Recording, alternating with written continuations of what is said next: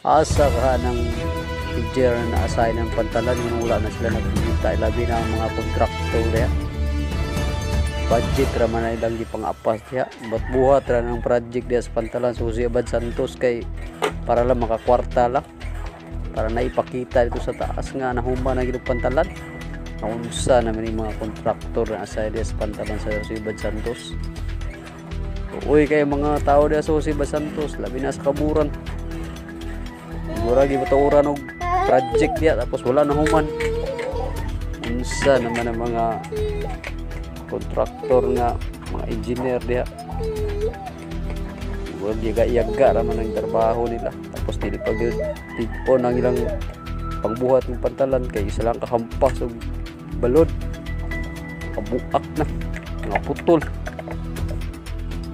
wa ayo utor-utor ano yung mga trabaho nila diya